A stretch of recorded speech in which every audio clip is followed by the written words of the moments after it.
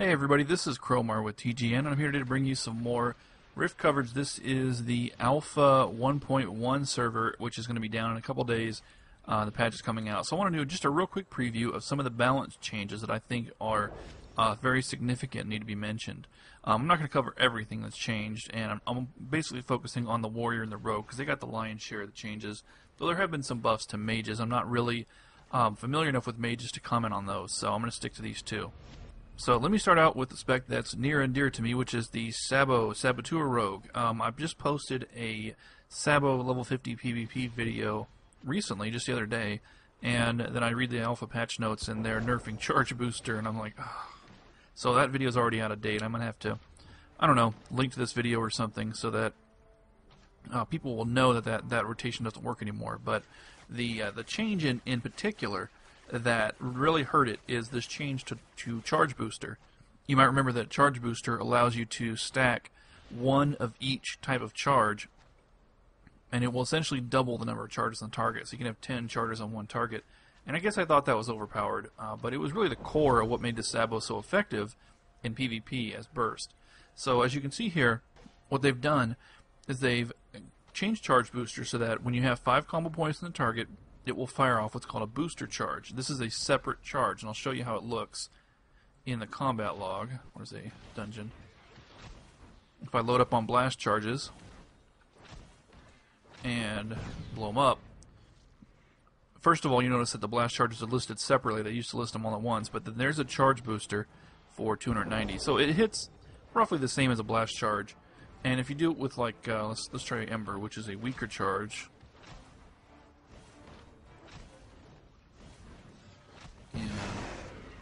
Set it off, then there's the Ember charges, and it's still the charge booster seems a little bit lower, which is kind of odd. But it's done that every time I've tested it. It seems to just match whatever charge you're using, even though the description doesn't seem to, say that would happen. So I don't know what's up with that. But the other interesting thing is that this is not what's in the patch notes. So obviously something's got their wires crossed there, because the new charge booster in the patch notes is supposed to be an active ability. And as you see here, there's no, where is it here? Charge booster. Yeah, it's definitely passive. Can't put this on my bar. But the charge booster in the patch notes is supposed to be an activated ability on cooldown, 1.5 minutes, that gives you a 50% boost to your charges when you detonate. And obviously this one here on the test server does not do that. So what's going to be on live? I don't know. I logged on here to hopefully bring you some answers, and I've just got more questions. So sorry about that. But one thing I can tell you is that if it winds up like this on the live, it's going to kill the spec. The spec is basically dead. I mean, you look at the damage here, and it's not horrible damage, but it's not anywhere near the kind of burst that you expected before with a Sabo. And because they've separated the charges, it means that you have to get all 5 critting, well, all 6 critting at once to get the same kind of burst you had before, which is not going to happen. It does average. It more evens out your damage. Instead of having some of your explosions deal small amount of damage, some of them deal huge amount of damage, it's going to be all in the middle. So, what are you going to do? I don't even know what to do for PvP now for the Rogue, but it's not going to be Sabo anymore, because Sabo doesn't really offer much except for burst damage. The traps are okay. The bombs are really weak. You mainly use the bombs for the stun, and there's other ways to stun people. So, yeah, I think I'm done with this spec. I'm going to spec out of it when the patch hits, but that's too bad. What else has changed? In the patch notes, it says that they're increasing or they're decreasing the range to 20 meters. And then there was a blue post, or I don't know what you want to call them, a try-on employee post on the forums, which said they were rolling back that change. And I see on the servers that's been reflected. That change has been rolled back, and they are back to 30 meters again, which is good. That's one positive thing, but this deal with Charge Booster, I mean, this has got to go. This sucks. They got to bring the old Charge Booster back. I mean, if they were afraid that Sabos were overpowered, they should have just fixed the Armor Ignore bug. I don't know if you heard about this one, but apparently this talent was bugged, and it gave a lot more than 50% Armor Ignore. So they should start by fixing that. And then I don't know, maybe I don't know. I'm sure there's something they could do and keep the Sabo burst around, because the whole point of the spec is the burst, and there's no other reason to play the Sabo. maybe the active charge booster would do it. Maybe if they just tweaked that and made it a lot more powerful, then you know, you could use it as your once every minute and a half flag carrier killer. That's not that bad of an idea. It's definitely better than this. This just sucks. I mean, this charge booster thing just sucks. It's like adding an extra blast charge to your rotation, and you know, that's like the noob version of Sabos. And on live, you know, a noob to Sabo will just stack up 5 blast charges and it'll hit for the equivalent of 6, which is exactly what's happening here. But it kind of takes away the more expert way of playing, which is to put all 5 different types. You know, whatever. If that's what they want to do, that's what they want to do. So anyway, that's enough complaining about this spec. There's really nothing else for the rogues that I want to go over that's important. So I'm going to switch to warrior. Okay, now I'm on my warrior. Now, contrary to my rogue, I haven't actually spent the time to put together a real spec. I just threw some points down so I can show you these abilities. I didn't even train them up either, so the damage is going to seem really low. But the couple of things I want to go over. The first one, let's start with Reaver actually. The first one is Plaguebringer.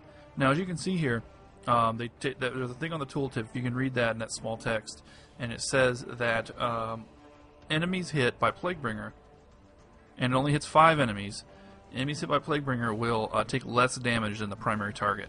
So let's see what the damage looks like. Now again, these numbers are not representative of what you'll see on your character because I don't have anything ranked up or spec right. But if you look here, combat log, and you see the damage. If you just look at, you can just look at the icons as it's ticking away. You'll see that the other targets take about 2/3 of the damage of the main target. So that's going to cut down on your healing and your damage big time when you're trying to AOE grind. And they've increased the threat, so you're not going to lose threat. But you know, this kind of sucks. Let's do another round. So as you see here, if you look at these, just look at the ticks: 22, 14, you know, 29. 19, you know, so it's about, you lose about 1/3 of your damage when you hit the other targets, and that's, you know, that's really going to hurt you. But they've also nerfed, where is it here? They've nerfed Soul Devour, so it's only 50% increase instead of 150%. So obviously your healing is dramatically, it's just really, really hurt. I'm not really sure what the future of Reaver is going to be, and people who are more expert on Warrior than me will tell me that, but at the moment it just worries me. I don't know, leveling Warriors is not going to be nearly as fun as it was. Now, they've also changed the Grizzly Works talent. What this used to do is it used to just give you free health every time you killed an enemy. Now, what it does, when you kill an enemy, it boosts your Soul Feast. So it kind of boosts it up to almost the old version of Soul Feast, you know? The old version of Soul Devour, but you lose the original Grizzly Works in the process. And you have to kill someone to get that healing. So if you just start the pull, you're going to have a lot less healing than after you kill something. It's not that big of a deal. It's only a 15-second duration, so I suppose you could, you know, solo one mob and then go do an AoE pull, and you can get your, you know, decent healing out of it. So it's not the end of the world. But when you combine all these things together, you know, it's pretty big nerf to your Reaver's ability to AoE grind. But at least it's not a nerf for tanking. That's the only good news, I guess you could say. Well, that's what I want to look at for Reaver. Now I got 2 more specs I want to look at: Riftblade and Paragon. Paragon actually got buffed. Riftblade got nerfed. Riftblade is basically a dead spec because the whole Riftblade spec was based around Flame Spear and throwing Flame Spears. But oh look, it has a cooldown. Yeah, that's too bad. So they reduced the cooldown to 6 seconds, or they give it a 6-second cooldown, so it's no longer spammable for points. But if you look at the again, another blue post in the forums that says that they actually changed it to 4 seconds, but it's just not reflected yet on the alpha. So on live, you should see it at 4 seconds instead of 6 seconds. But even with 4 seconds, I mean, that's kind of missing the point. The point is that the cooldown was too long. There doesn't need to be a cooldown at all. By removing a Flame Spear Fiery Burst combo from Riftblade, it essentially kills Riftblade. I mean, that's what made Riftblade great. And now Riftblade is just, you know, pointless. I don't see any point in speccing Riftblade if you're going to have to go melee, because I guess you can work out a rotation with, what is it, Searing Strike and Frost Strike and Rift Strike, but I mean, that's only 3 abilities. You know, you're not going to be using these abilities as your primary DPS with Riftblade. So that's quite disappointing, very disappointing, that they decided to do that and essentially kill the spec. But there may be some hope with Riftblade as a sub-spec, and I was playing around, and let me just show you the Paragon changes also, and I'll show you how these go together, and we may have something new and interesting to come out of this these changes. Now, Path of the Wind and Path of the Raptor, they're the range attack of the Paragons. They also gave that a cooldown of 6 seconds. You know, just like Riftblade, same principle. They don't want to eliminate spamming ranged abilities for attack points. Well, the interesting thing is, now we have 3 attack abilities on 6-second cooldown, and then we have Reaver abilities that are also ranged. And we had a big buff to Strike Like Iron.